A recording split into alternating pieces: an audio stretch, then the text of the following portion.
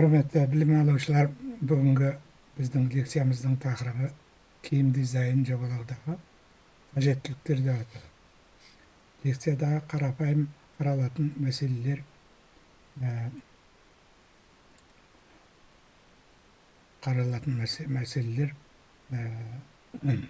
функционалдық қажеттілік, әлеуметтік қажеттілік, содан кейін барып ұлттық қажеттілік, мәдени қажеттілік, экономикалық қажеттілік, эстетикалық қажеттілік, инновациялық қажеттіліктерге бөліп қарастырамыз. Енді біз функционалдық қажеттілік бойынша алғанда қандай мәселе? Киімнің басты міндеті адамның денесін қорғау, ыстықтан, суықтан қорғау, оның ыңғайлы болуы, қозғалысты қамтамасыз ететіндей болуы, немесе спорттық, ресми, мерекелік киімдерді жобалау осы функциялық қажеттіліктердің негізінде жүзеге асырылады. Осы қажеттілік қамтамасыз етіледі. Енді әлеуметтік қажеттілік қоғамдағы мәртебе менен кәсіби рөлді айқындау. Мысалы, әскери форма, мектептің формасы, болмаса белгілі бір қызметтің түріне байланысты киімдерді жобалаудың өзіндік ерекшеліктері болады. Киім арқылы адамның кәсіби қызметі менен әлеуметтік рөлі танылады. Мәдени және ұлттық дәстүрді, этностық ерекшеліктерді сақтау, халықтың ою-өрнектерінің үлгілерін жобалау процесіне енгізу, киім дизайн жобалаудың тарихы, этностық ерекшеліктерді сақтау менен сипатталады. Халықтың салт дәстүрлері, оның жаңағы қазіргі заманға қарай өзгеруі, осының бәрі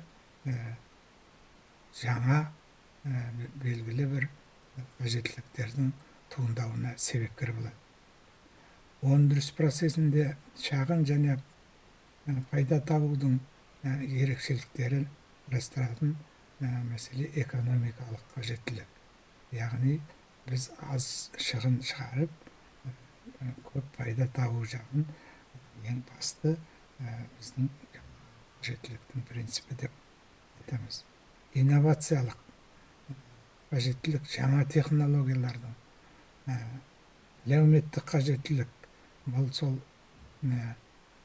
әлеуметтік жағдайдың көріністері киім арқылы көрініп, соның белгілі бір әсерінің болуы, цифрлық пішіндерді даярлау сияқты, мысалы, мінекей ерекшеліктерге біз мән беріп қарауымыз керек жобалау үдерісінде. Эстетикалық қажеттілік деп алатын болсақ, әдемілікке, үйлесімділікке, талғамға сай киіну, әдемілік, үйлесімділікке,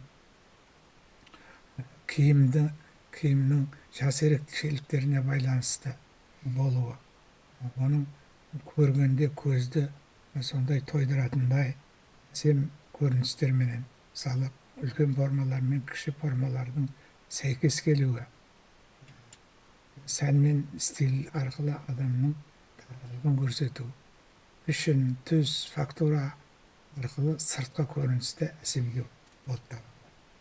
Енді эстетикалық қажеттілік. Эстетикалық қажеттілік бұл осы сыртқы әсемдік пенен ішкі әсемдіктің, форманың мәні менен екеуінің сәйкес келуінен болатын құбылыс. Енді бүгінгі лекциямызды қорытындылай айтқанда, дизайнерлік қажеттіліктерді, функциялық қажеттілік, әлеуметтік қажеттілік, эстетикалық қажеттілік, ұлттық мәдени қажеттілік, экономикалық жағынан қажеттілік, инновациялық қасиеттерді бөліп қарастырдық.